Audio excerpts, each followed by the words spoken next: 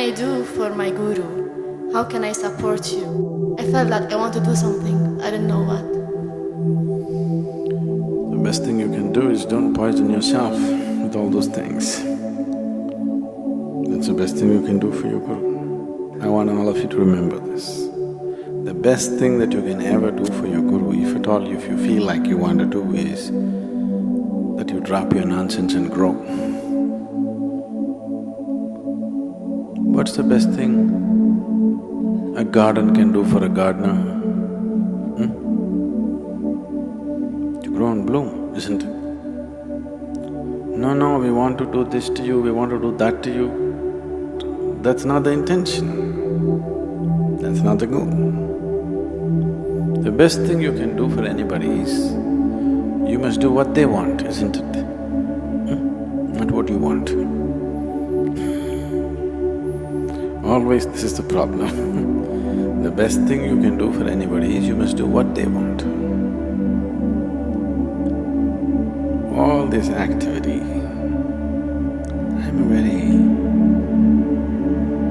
people who have known me early, I was an extremely taciturn person. I had never said anything. There were days when I was not on silence, nor was I spiritual, okay?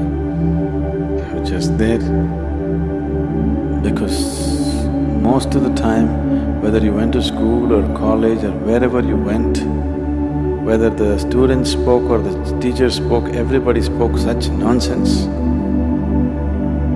Most of the time I chose to remain silent because I was terrified of their conversations. They opened their mouth. If they did not kill you with their bare breath, they kill you with horrible conversation.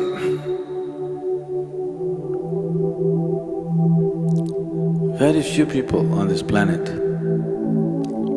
can simply joyfully say something, it doesn't matter. You don't have to say some great thing. Simply pouring out of their heart, saying something, or simply able to be with another person, very few people. All others are desperately trying to be smart, or they're repeating something they heard somewhere, something they read somewhere, some nonsense endlessly. So I would never speak. Very rarely I would speak. In some places I was exuberantly boisterous, but in most of the other places I was… because I understood if I don't speak, they won't speak, that saves me.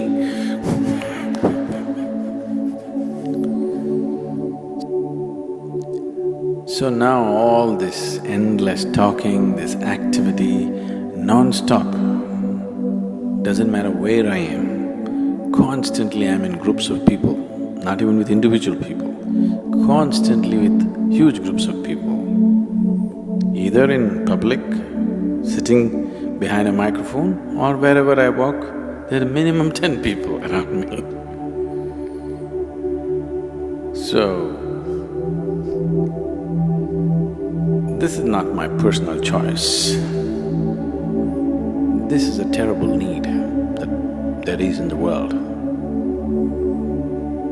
That if you do not communicate the way people know, if you do not behave and act the way people know right now, if you don't walk 2 steps with them, you can never walk them in a different direction. So, there is nothing you can do. The best thing you can do is you grow and blossom. Drop your nonsense. Your past nonsense, you leave it to me. Present nonsense, you handle. If you do that, that's the best thing. Now suppose you died. Even if I died, I will not stop the spiritual part of my activity. So I'm not so concerned about that.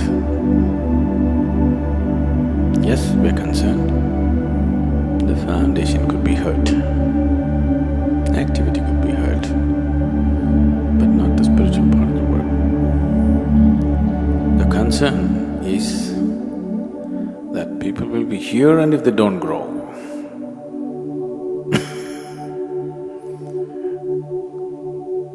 planted people in my garden and they never blossomed. That I'm terrified of.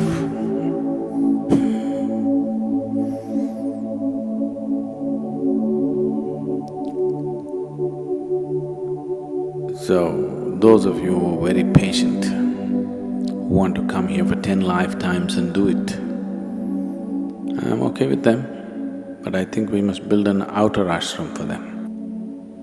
Even here there is, in a way, but we wouldn't like that to be here because of various reasons. We would like everybody who comes here to be absolutely there in the very core of what's happening. I don't want to create a core and a periphery here. Here there's only one burning spot, that's everywhere. So, if you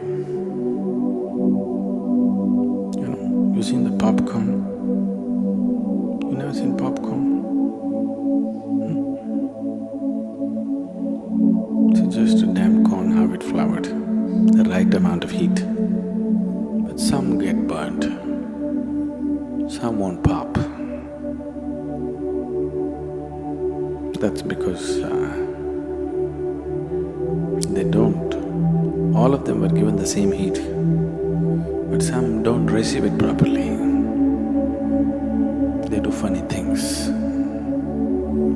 and instead of popping, they get charred. Instead of flowering, have you seen a popcorn flowering? There's one flower you can see it happening, right? The other flowers take too much time. So right there, it opens up in front of you.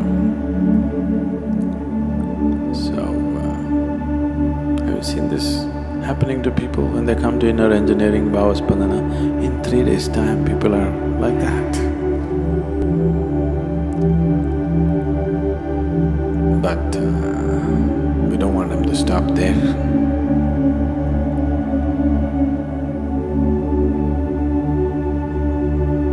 Because we are Athanika Asapada people. You know what that means?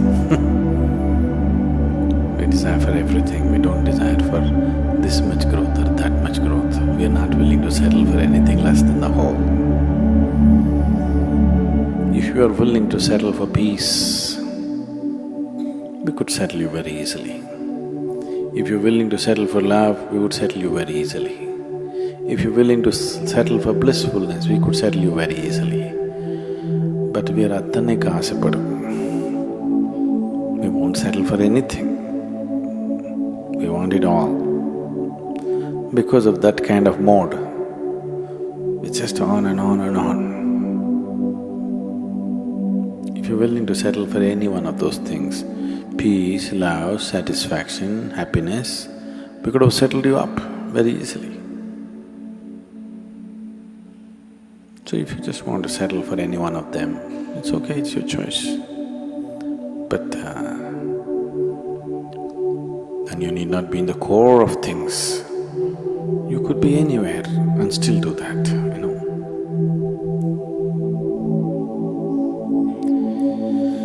So, what could I do? Especially if Sadhguru is going to die tomorrow, you must blossom tonight, isn't it? So I want you to look at life like this. Either you may die or I may die tomorrow morning. So, something should happen tonight. Isn't it so? So don't think in terms of weeks and months and years and decades or lifetimes. Think in terms of moments.